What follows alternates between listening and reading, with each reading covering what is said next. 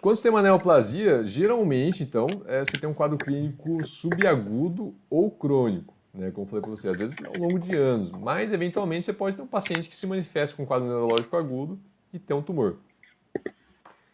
Na ressonância magnética, o efeito expansivo vai ser o que vai fazer a gente pensar, né, na possibilidade de neoplasia. A presença de realce, mas como a gente já viu, realce pelo contraste é uma coisa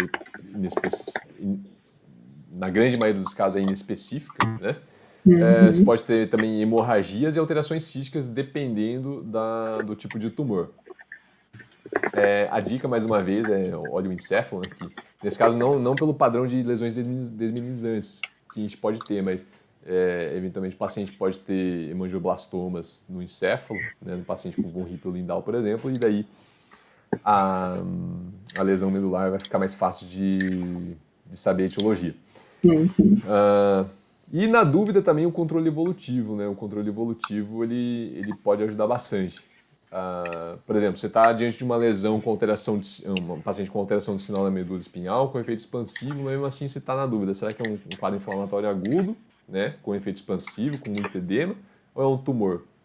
Controle evolutivo, né? Se daí, daqui a 6, tá fazendo controle evolutivo, tá, 3 meses já, o paciente continua com efeito expansivo, realce pelo contraste, tumor, né?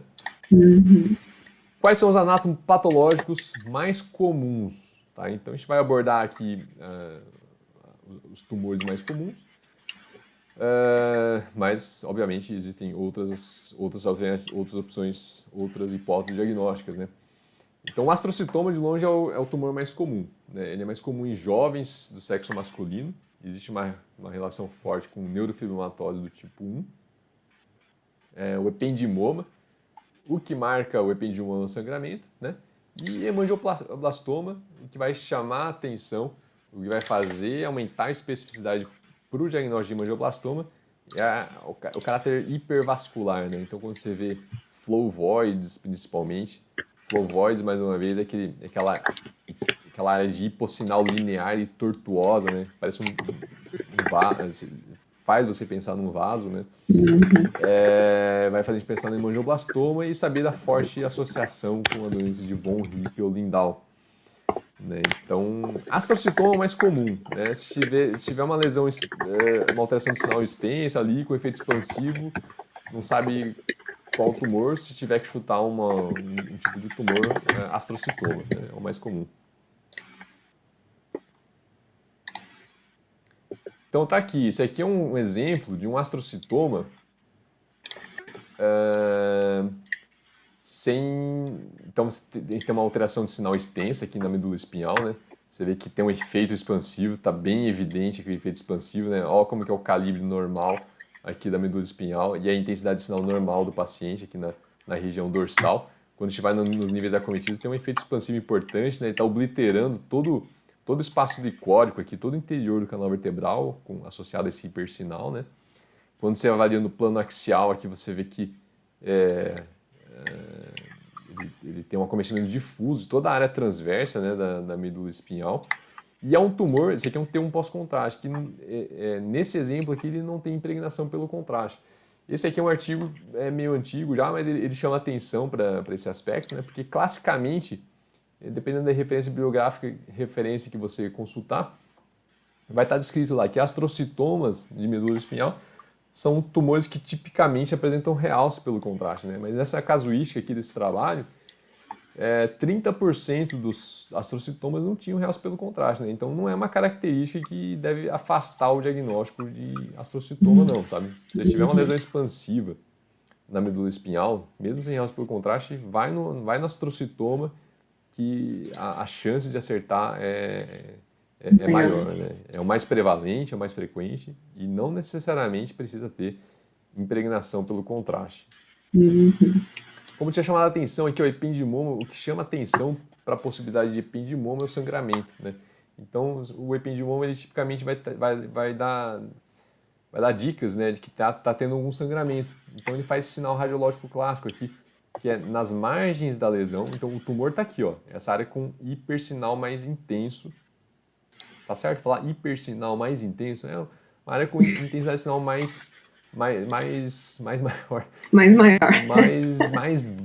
essa região mais branca aqui. Essa região mais branca aqui é o tumor, né? Essa região mais branca é o tumor.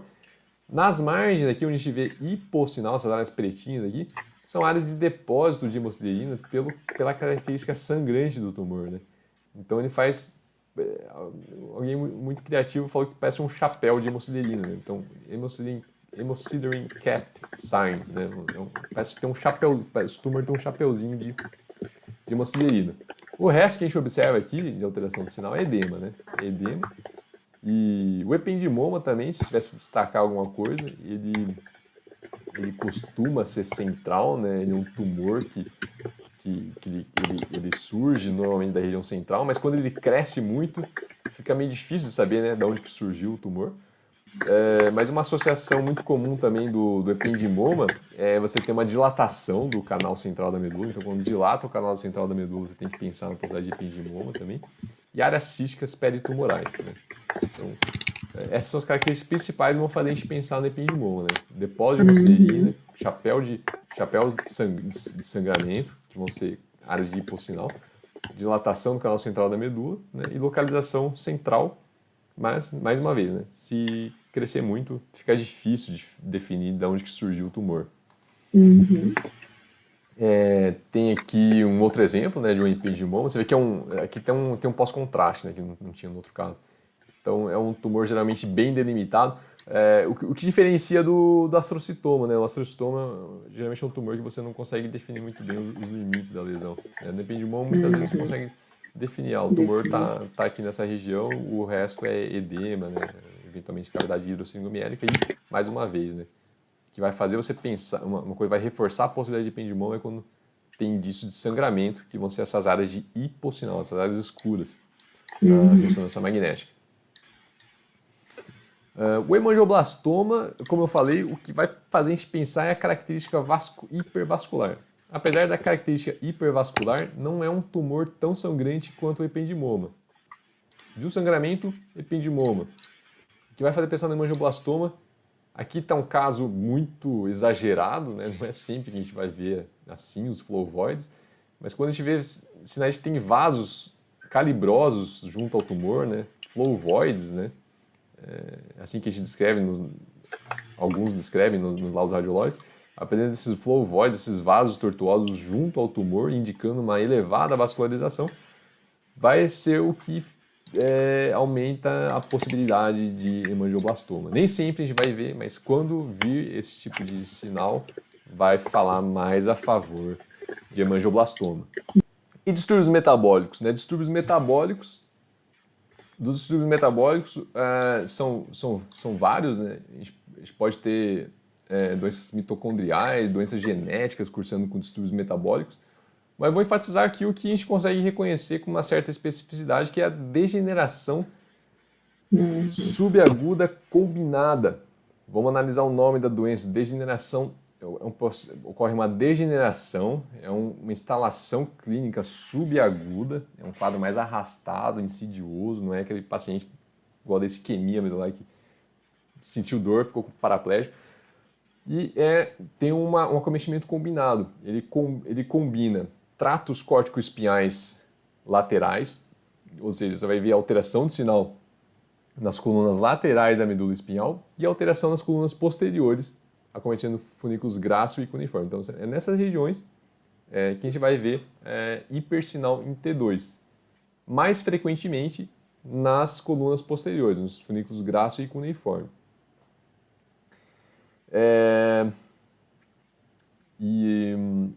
Então, é uma doença geralmente causada por deficiência de vitamina B12 e o clássico vai ser esse sinal do V invertido. V invertido porque pega os funículos grácil e cuneiforme. Isso que eu falei, tal. E tá aqui o padrão típico de degeneração subaguda combinada, né? Você vê uma alteração de sinal extensa aqui no sagital. Quando você olha no sagital já chama a atenção que é um comprometimento mais posterior. Agora, o aspecto característico a gente vai observar no plano axial, né? Então vai ser importante avaliar no plano axial e a gente vai ver esse acometimento exatamente das colunas posteriores, pegando funículos grácil e cuneiforme. Então tem uma fendazinha aqui no meio, talvez não seja tão evidente nesse caso, mas ele fica parecido com um V de ponta cabeça. Eu, se não me engano, já vi em algum lugar descrito como sinal da orelha de coelho de ponta cabeça também, enfim. Mas é esse padrão mais posterior e a gente pode ter também alteração de sinal acometendo as colunas laterais. Apesar de ser classicamente descrito para degeneração subaguda combinada, tem que tomar cuidado porque não é tão específico assim, né? Não é uma alteração patognomônica, a gente pode ver em inúmeras outras condições. Então, geralmente assim, no laudo radiológico fica lá fica aquele combo clássico, né? Degeneração subaguda combinada por deficiência de vitamina B12, deficiência de cobre e excesso de zinco, né? Esse é o combo que geralmente o laudo vem descrito no laudo quando tem esse padrão de imagem. Mas a gente tem que lembrar que, por exemplo, mielopatia por HIV pode ficar idêntico.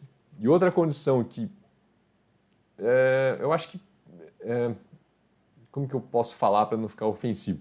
É menos lembrada, né? É uma condição menos lembrada, é a neuronopatia sensitiva. Né? A neuronopatia sensitiva, ela pode cursar com um quadro radiológico muito parecido, né? Acometendo as colunas posteriores da medula espinhal. E por que é importante lembrar desse diagnóstico diferencial? Porque dando essa dica, né, o clínico vai fazer uma avaliação através de eletroneuromiografia, o que pode fechar o diagnóstico, e se demora muito para fazer o diagnóstico, o paciente pode ficar com sequelas importantíssimas, né? Apesar de ser um quadro sensitivo, o paciente ele pode perder completamente a propriocepção, então, apesar de manter a força, apesar de manter o quadro motor, ele fica completamente ele vira cadeirante, ele não consegue andar porque ele perde completamente a capacidade de perceber a posição dos membros inferiores, né, a propriocepção, então ele não consegue mais se locomover, né? E existe uma janela terapêutica para você não chegar a esse ponto irreversível, portanto o radiologista ele pode ter um papel muito importante, então é importantíssimo lembrar desse diagnóstico diferencial, acrescentar nesse combo, né? Clinicamente vai ficar mais fácil de diferenciar, né? Na degeneração subaguda combinada geralmente vai ter, ele pode ter um quadro motor associado, enquanto que nesse caso aqui não, né?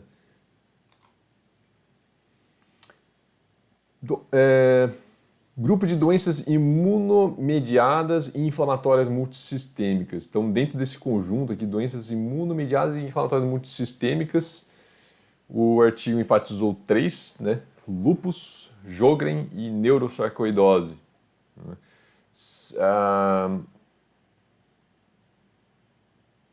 Uma coisa que é importante da gente ter em mente: quando a gente está lidando com doenças inflamatórias multissistêmicas, né, como lúpus, neurosarcoidose, Sjögren, o sintoma neurológico ele é um sintoma incomum, né? Então, por que é importante saber isso aqui?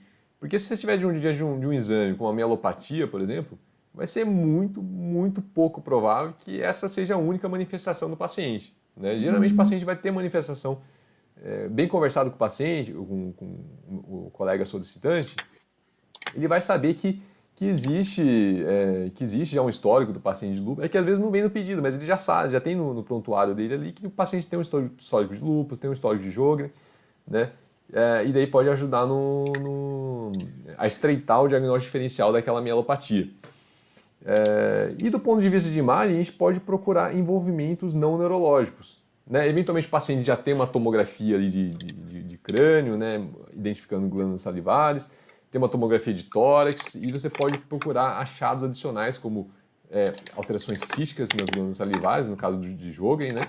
E linfonodomegalias, no caso de sarcoidose. Isso aqui, e essa pesquisa, né, clínica de envolvimento multissistêmico, ou através de imagem também de outras estruturas, vai ser importante porque, mais uma vez, né, as lesões podem ser muito inespecíficas. Essas lesões longitudinalmente extensas são inespecíficas. O que pode configurar um aspecto mais específico é o padrão de realce pelo contraste na neurosarcoidose, né? Na neurosarcoidose, você geralmente vai ter um realce subpial, né? Um realce mais periférico, posterior, né? Pode ter um realce leptomeníngeo. E, eventualmente, quando você olha no plano axial, ele pode fazer um aspecto que é chamado de sinal do tridente, né? Quando você vê um sinal do tridente no pós-contraste, é um sinal que vai ser muito específico para a neurosarcoidose. Daí é um dos poucos momentos aqui, né, que a gente está avaliando a medula espinhal, que a gente tem que chegar chegando, né? E tá aqui, ó, um paciente com neurosarcoidose, né? Você vê que a doença inflamatória, né, pode ter um efeito expansivo importante, né, quando tem atividade inflamatória aguda. Olha como tá, tem um efeito expansivo na medula, né? A medula espinhal está ocupando todo o interior do canal vertebral. E quando a gente vai nas imagens esse aqui é um pós-contraste, tá? Tem um pós-contraste, ó, líquido escuro e pós-contraste. A gente vê que se tem um padrão, ele tem um padrão que é chamado de subpial, né? Ele é bem periférico e com predomínio posterior. Aí quando você vai no plano axial, você pode ficar diante desse achado aqui, ó. Ele parece um tridente, né? Ele parece um tridente.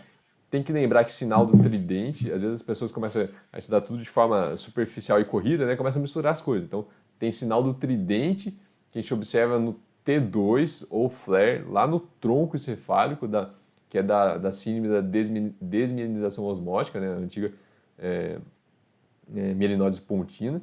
Mas daí é uma área de hipersinal em T2, em forma de tridente na ponte, né? Aqui está falando de sinal tridente na medula espinhal. E tem um sinal também, né, outro sinal na ponte, né, que é o sinal do Jack O'Lantern, né, parece aquela abóbora, né, do Halloween, que é um sinal descrito da romoencefalite por dengue. Mielopatia associada a HIV, né? Então esse aqui tem esse achado aqui patológico, que está bem bonito, né? Ele reflete bem o que a gente pode observar no exame de imagem. Então a gente tem essas áreas de vacuolização da mielina. A gente tem aqui o H medular, né? A gente tem o H medular, aqui mais escuro. E a gente tem essas áreas de vacuolização de mielina cometendo as colunas laterais e as colunas posteriores. Exatamente aquele padrão que a gente observa na degeneração subaguda combinada da deficiência de B12. Então a gente tem que lembrar que deficiência de B12 não é a única coisa que causa aquele padrão. A gente já acrescentou aqui neuronopatia sensitiva, que pode fazer um padrão muito parecido, mielopatia por HIV, mais raramente paciente que faz quimioterapia intratecal pode ter esse padrão de imagem também. Então, como você vê, várias coisas podem causar o mesmo padrão radiológico, né? Não é tão específico assim de deficiência de B12. E daí, lógico, todo o contexto clínico pode ajudar. Né? Olha aqui, ó, paciente com mielopatia vacuolar, né, com HIV positivo, ó, mesmo padrão que a gente observa na deficiência de B12. Então tem que tomar cuidado, lembrar que existem outras causas desse hipersinal aqui na coluna posterior. Uma outra causa mais rara é a mielite induzida por irradiação, né? Mielite induzida por irradiação, como você vê, aqui uma imagem ponderada em T2, abre o exame e está lá, né? Tem um hipersinal extenso na medula espinhal, inespecífico, pode ser basicamente boa parte dos diagnósticos diferenciais que a gente discutiu até agora. Mas quando você começa a olhar ao redor, daí você vê que tem dicas, né? De que essa mielopatia está associada a outras alterações. Quando você olha aqui para a medula óssea do corpo vertebral, a gente consegue identificar uma alteração que é muito comum nos pacientes que fazem radioterapia, né? Que é a lipossubstituição. Então, no paciente adulto é normal a gente observar. Então, lembrar que no T2 convencional, né, a gordura também fica com hipersinal. Então, no paciente adulto é normal a gente ter gordura amarela, né? Já tem hipersinal. Mas quando o paciente faz radioterapia, fica mais acaba tendo uma quantidade maior de gordura. Então fica com mais hipersinal, né? Se a gente usa uma técnica de supressão de gordura, fica tudo escuro. Toda essa medula óssea aqui vai ficar escura, né? E você vê que a mielopatia ela meio que acompanha aqui a extensão da faixa radial. Então, eu estava falando da mielopatia, da lesão da medula espinhal por irradiação, né? E a dica que a gente vai ter é quando tiver alteração do sinal aqui na medula óssea adjacente, né? Nos níveis irradiados. Então, geralmente, quando o paciente sofre de radioterapia, a gente tem essa dica aqui, né? A gente consegue diferenciar os níveis irradiados, seja qual for o motivo da radioterapia, né? Através dessa diferença de intensidade de sinal, né? A gente consegue observar, geralmente, às vezes o feixe de radiação passa exatamente no meio do corpo vertebral, a gente consegue identificar, ó, nesse nível aqui foi irradiado, logo acima não foi, né? Porque a região irradiada fica com uma lipossubstituição muito importante, né? E daí aqui a gente observa que a mielopatia está associada a esses níveis de radiação. E nesse fluxograma dá para ter uma orientação geral já para lidar com paciente que aparece com um hipersinal na medula espinhal, né? Uhum.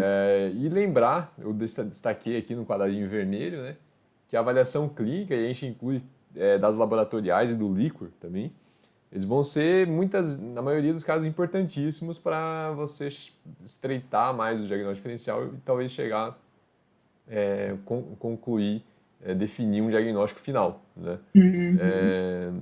Lembrar que, principalmente nos casos de alterações extensas de medula espinhal, se você não tiver informação clínica suficiente, eu acho que é importantíssimo você ir atrás dessa informação clínica. Eu sei que muitas vezes não o acesso ao médico solicitante, dependendo do tipo de serviço em que você trabalha, o acesso não é tão fácil assim. Mas sempre que possível, a gente tem que procurar entrar em contato com o médico solicitante, ver qual é o histórico do paciente, como foi a instalação clínica, né? Porque às vezes a informação clínica colhida no próprio serviço geralmente é muito resumida, né? Então o Uhum. paciente relata lá, eu não estou conseguindo andar direito, mas como que foi essa instalação do quadro clínico? Né? Foi ao longo de meses, anos, foi um quadro agudo, foi abrupto, né? Então, o quadro clínico aqui, ele anda em conjunto. Em todo exame de imagem, todo exame de neuroimagem, as informações clínicas são importantes, mas nesse caso em particular, ganha um destaque, né? É muito Uhum. importante. E existem alguns padrões radiológicos mais característicos, mais específicos, que a gente tem que lembrar que foram discutidos aí ao longo da apresentação.